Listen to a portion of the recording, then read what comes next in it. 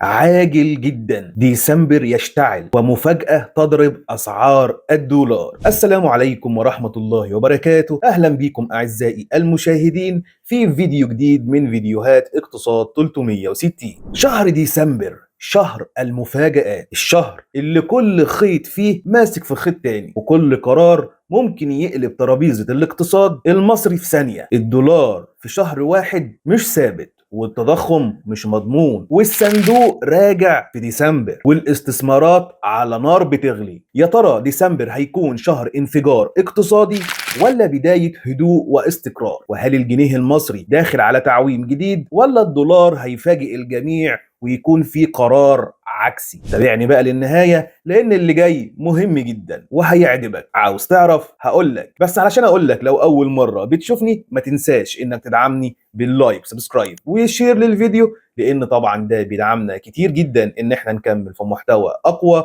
وحصري زي كل مرة. قهوتك حصلني.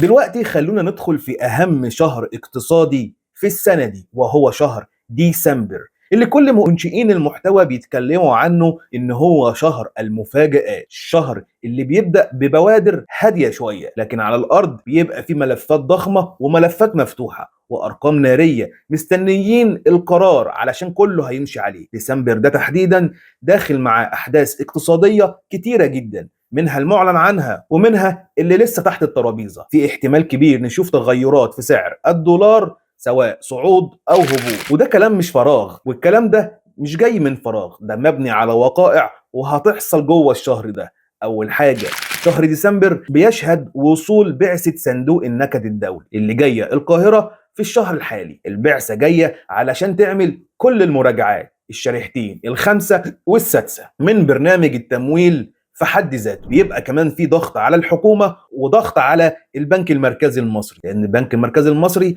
هو متوجه ومطلوب منه حاجة واحدة بس، وهو تحرير سعر صرف الجنيه مقابل الدولار، لأن الموضوع ده مش عاجب صندوق النكد. غير كده كمان عندنا ملف مهم جدا وكبير جدا، صرف جزء من قيمة أرض مشروع علم الروم اللي الدولة هتشتريها، وهي شركة الديار. صرف جزء من قيمة أرض مشروع عالم النور اللي هتشتريها شركة الديار القطرية لتنفيذ مشروع ضخم جدا. ومصر في الشهر ده مفترض إن هي تستلم 3.5 مليار دولار كجزء أول من الصفقة دي. وطبعا كل الكلام ده بيولع تساؤلات كبيرة جدا. هل الدولار هيغلى ولا الجنيه هياخد في نفسه وينزل؟ هل البنك المركزي هيعمل حركة مفاجأة يفاجئنا كلنا في آخر اجتماع في شهر ديسمبر، ولا التضخم اللي هيعلن عنه في 10 ديسمبر هيغير اللعبة؟ خلينا بقى نمسك نقطة نقطة وهفكها لك كلها كده ورقة وقلم من غير مصطلحات اقتصادية كبيرة، علشان كل الناس تفهم وشايفة الاقتصاد رايح فين وجاي منين. خلينا أقول لك كده، الناس اللي شايفة إن الدولار هيزيد،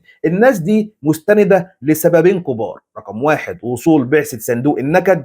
الصندوق دايما شايف إن عينه على صرف الجنيه الحر، وهو شايف بحسب تقديراته إن قيمة الجنيه الحالية مش حقيقية، وان سعر صرف الدولار المفروض يكون اعلى من المستويات اللي بتظهر على الشاشات في البنوك. وبمجرد بعثة الصندوق ما تيجي هيبدأ هنا بقى الضغط. عايزين مرونة، عايزين السعر ينعكس على الوضع الحقيقي، عايزين كمان توحيد كامل لسعر صرف الجنيه امام الدولار. وده هيخلي ناس كتير تقول خلاص الدولار هيطلع. رقم 2 من الملفات القوية كمان اللي بتستند الناس عليها في رفع سعر الدولار، وهي الاستثمارات الجديدة زي رأس الحكمة وعلم الروم. فاكر صفقة رأس الحكمة اللي فاتت، اللي على طول بموجب تم الاتفاق والانتهاء منها على طول حصل التعويم. هنا بقى في ناس بتستشهد بصفقة رأس الحكمة اللي كانت على 51 جنيه وقت التعويم، وبيسألوا ليه صفقة عالم الروم على 47؟ هنا بيوصلوا لاستنتاج إذن هيحصل فيه رفع في السعر ولا لا. وهم شايفين دلوقتي ان اي مستثمر خارجي بيدفع بالدولار، يبقى محتاج سعر صرف اعلى علشان يحس بقيمة استثماره ان هو بيكسب. ما اصل المستثمر لو حس ان هو هيخسر سنت مش دولار، يقول لك يا باشا بناقص الليله ديت ما تلزمنيش. وعشان كده فريق كامل من المحللين شايف ان ديسمبر ممكن يكون فيه ارتفاعات لسعر الدولار. تاني فريق بقى شايف ان الدولار هينزل. احنا كده اتكلمنا على الفريق الاولاني اللي كله مستند ان الدولار هيرفع خلال شهر ديسمبر. نشوف بقى الفريق التاني مستند لايه ان الدولار هينزل. الفريق ده مش بيتكلم من هوا، برضه عنده اسباب قويه جدا غير الفريق الاولاني. مصر هتستلم 3.5 مليار دولار من صفقه علم الروم، وده رقم كبير جدا يخش السوق يعمل سيوله يقلل الضغط. رقم 2 زياده تحويلات المصريين اللي في الخارج وبالذات في الشهور الاخيره رجعت ترتفع بشكل ملموس. رقم 4 عودة عوائد قناة السويس تدريجيا بعد الاتفاقيات الجديدة مع شركة ميرسك العالمية وهي أكبر شركة في الشرق الأوسط والعالم. رقم 5 زيادة الصادرات، الناس كلها دخلت بالدولار تصدر خارج الأراضي المصرية ولاقت انتعاشة وقبول كبير جدا. مش بس كده، تحسن في الاستثمار الأجنبي المباشر اللي ما هربش زي الناس كانت متوقعة، لا ده شايف ان تخفيض الفايده الاخير اللي عمله البنك المركزي المصري جه في مصلحه المستثمر الاجنبي وبالخاص الاموال الساخنه. وعلشان كده الفريق ده شايف ان الدولار ممكن ينزل او على الاقل يثبت مش يزيد. طيب مين الاقرب بقى للواقع؟ الفريق اللي شايف ان الدولار هيعلى ولا الفريق اللي شايف ان هو ينزل او حتى على الاقل انه الدولار يثبت؟ الاجابه المختصره الموضوع كله واقف على حاجتين بس مفيش غيرهم، وكل مره وكل فيديو بنقوله: موقف صندوق النكد في سعر الصرف. لو الصندوق جاي مزاجه وحش، اسمع بس اللي اقول لك عليه، مزاجه وحش التوقعات هتميل للصعود. طب لو الدنيا جايه رايقه معاه، الصندوق هيكتفي بالمراجعات الغير مشروطه سعريه وتبقى الامور زي الفل ومستقره، ويا باشا هنديك الايه الشريحه. طريقه بقى الحكومه في استخدام الاموال في صفقه علم الروم: لو الفلوس راحت لسداد الديون فقط مش هتاثر على السوق، يعني بمعنى اصح دخلت وخرجت في نفس اللحظه مش هتاثر علينا كتير. طب لو جزء منها دخل في الاحتياطي ودعم الاحتياط، ساعتها الدولار هيرجع بهدوء. طيب ولحد دلوقتي الصوره بتقول ايه؟ صندوق عايز مرونه اكبر، لكن الحكومه مش محتاجه او مش متجهه لتعويض جديد. يعني خاصه بعد اللي حصل في 2024 اللي هو مارس، التعويم اللي حصل، الحكومه شايفه دلوقتي انا متفوقه في ملفات جديده وملفات كتيره. طب ايه اللي يخليني اعمل تعويم زي بتاع 2024؟ ليه 2024 انت لا كان عندك احتياطي ولا كان عندك صناعه ولا كان عندك اقتصاد، يعني اقسم بالله كانت ماشيه كده بقدره من عند ربنا مش بحد تاني. طب دلوقتي الحمد لله وفضل الله انت مشيت وتفوقت في استثمارات كتيره، سواء بقى نقل تكنولوجيا، منطقه اقتصاديه قناه السويس، السياحه، صادرات، قناه السويس، تحولات المصريين في الخارج. كل الملفات دي بدات تنتعش وبقوه. فايه اللي يجبرني انا كحكومه، انا بكلمك يعني بحط نفسي مكان الحكومه، انا ايه اللي يجبرني كحكومه ان انا ارجع اعمل تعويم زي بتاع 2024؟ طبعا مفيش اسباب، بس صندوق النكد بيضغط عليه. الجزء بقى الاخطر: هل هيحصل تعويم جديد؟ في ناس لسه مقتنعه ان التعويم جاي بيشبهوا الوضع الحالي بصفقه راس الحكمه.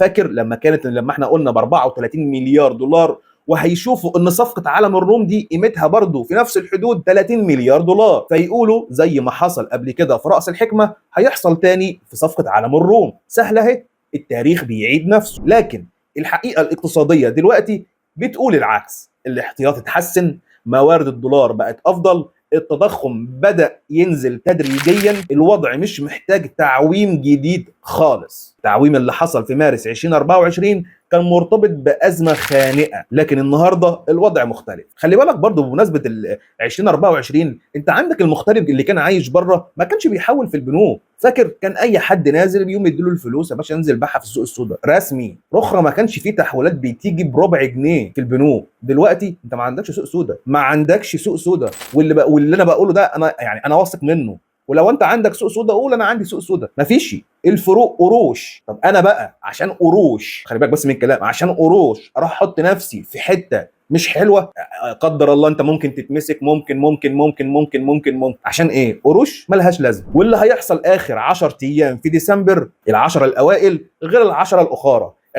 ايام ال10 الاولى هي اللي هتكون وهتحدد المشهد الحاسم هيمشي ازاي. طبعا لان بعثه الصندوق هتكون موجوده في مصر، وقتها هنعرف الصندوق متمسك بايه، البنك المركزي رايح لفين وبيفكر في ايه، سعر الصرف هيتحرك ولا هيثبت، وهل في رفع فايده ولا تثبيت، ولا حتى ممكن يكون مخفض الفايده. دي كلها مؤشرات هتظهر في اول 10 ايام من ديسمبر، وشكل الدولار هيبان رايح على فين، صعود ولا نزول ولا تثبيت. في ختام الحلقه يا عزيزي المشاهد، احنا داخلين على شهر مهم جدا، القرارات اللي هتتاخد فيه هتحدد شكل الربع الاول من 2026 بالكامل، وعشان كده هتابع معاكم لحظه بلحظه، وهنشوف بقى الحلقات اللي جايه هنحسم موضوع البنك المركزي المصري الاخير في ديسمبر. هل الفايده هتزيد ولا هتفضل ثابته، ولا هنشوف مفاجاه جديده؟ برضه ما حدش يتوقع. فاكر لما توقعنا المره اللي فاتت والحمد لله وفضل الله توقعاتنا ظبطت بالظبط؟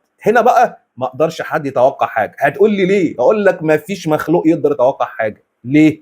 لان الصندوق ما قالش كلمته، يا يمين ولا شمال ولا دنيته ايه. هتتوقع انت بناء على ايه؟ هتنجم؟ لا طبعا. فلازم تشوف الشواهد الاقتصاديه. ما دام وصلت معايا بقى لنهايه الحلقه، مش هوصيك انك تدعمني باللايك سبسكرايب وشير للفيديو، لان طبعا ده بيدعمنا كتير جدا ان احنا نكمل في محتوى اقوى وحصري. دمتم في امان الله، والسلام عليكم ورحمه الله وبركاته.